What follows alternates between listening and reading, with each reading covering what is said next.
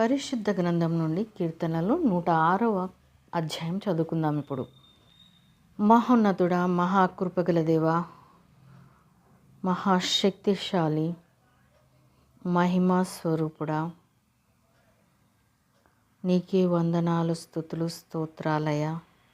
ఇదిగో తండ్రి, నీ వాక్యం చదువుచుండగా ప్రభువా, నన్ను తండ్రి నీ ఆధీనంలో ఉంచుకుని ప్రభువా, నేను స్పష్టంగా చదవగలుగుటకు తండ్రి, వినుచున్న బిడ్డలకు సరైన రీతిగా తండ్రి అర్థం చేసుకునే శక్తిని అనుగ్రహించుమని యేసయ్య పరిశుద్ధ నామం అడిగి వేడుకుంటున్నాను మా తండ్రి.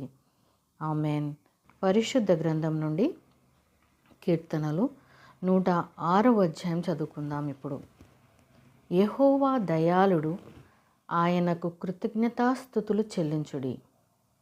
ఆయన కృప నిత్యముండును. యెహోవా పరాక్రమ కార్యములను ఎవడు వర్ణింపగలడు? ఆయన కీర్తి ఎంతటిని ఎవడు ప్రకటింపగలడు?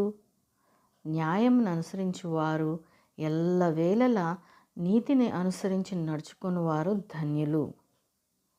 యెహోవా, నీవు ఏర్పరచుకునిన వారి క్షేమము నేను చూచుచు నీ జనులకు కలుగు సంతోషమును బట్టి నేను సంతోషించుచు నీ స్వాస్యమైన వారితో కూడి కొనియాడునట్లు నీ ప్రజల యందు నీకున్న దయ చొప్పున నన్ను జ్ఞాపకమునకు తెచ్చుకొనుము.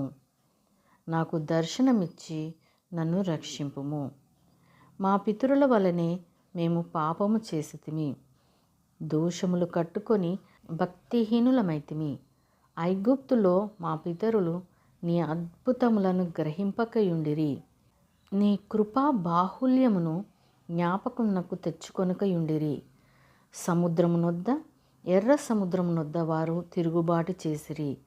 అయినను తన మహాపరాక్రమమును ప్రసిద్ధి చేయుటకై ఆయన తన నామమును బట్టి వారిని రక్షించెను. ఆయన ఎర్ర సముద్రమును గద్దింపగా అది ఆరిపోయెను. మైదానము మీద నడుచున్నట్లు వారిని అగాధ జలములలో నడిపించెను. వారి పగవారి చేతిలో నుండి వారిని రక్షించెను. శత్రువుల చేతిలో నుండి వారిని విమోచించెను.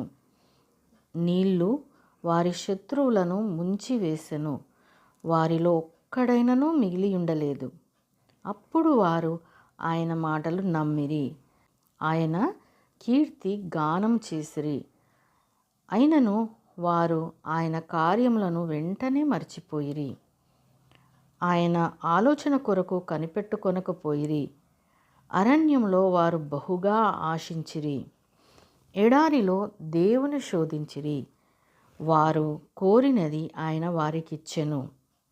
అయినను వారి ప్రాణములకు ఆయన క్షీణత కలుగు చేసెను. వారు తమ దండుపాలెంలో మోషే యందును యెహోవాకు ప్రతిష్ఠితుడైన అహరోను నందును అసూయపడిరి. భూమి నెరవిడ్చి దాతానును మృంగివేసెను. అది అబీరాము గుంపును కప్పివేసెను. వారి సంఘములో అగ్ని రగిలెను. దాని మంట భక్తిహీనులను కాల్చివేసెను. హోరేబులో వారు దూడను చేయించుకొనిరి. పోత పోసిన విగ్రహమునకు నమస్కారము చేసిరి. తమ మహిమాస్పదమును గడ్డిమేయు ఎద్దు రూపమునకు మార్చిరి. ఐగుప్తులో గొప్ప కార్యములను, హాము దేశంలో ఆశ్చర్య కార్యములను, ఎర్ర సముద్రమునొద్ద భయము పుట్టించు క్రియలను చేసిన తమ రక్షకుడైన దేవుని మరచిపోయిరి. అప్పుడు ఆయన, నేను వారిని నశింపచేసేదనను. అయితే ఆయన వారిని నశింప చేయకుండునట్లు ఆయన కోపము చల్లార్చుటకై ఆయన ఏర్పరచుకొనిన మోషే ఆయన సన్నిధిని నిలిచి అడ్డుపడెను. వారు రమ్యమైన దేశమును నిరాకరించిరి. ఆయన మాట నమ్మకపోయిరి. యెహోవా మాట ఆలకింపక వారు తమ గుడారములో సనుగుకొనిరి. అప్పుడు అరణ్యంలో వారిని కూల చేయుటకును, అన్యజనులలో వారి సంతానమును కూల్చుటకును, దేశములో వారిని చెదరగొట్టుటకును ఆయన వారి మీద చెయ్యి ఎత్తెను. మరియు వారు బయల్పెయోర్ను హత్తుకొని చచ్చిన వారికి అర్పించిన బలి మాంసమును భుజించిరి.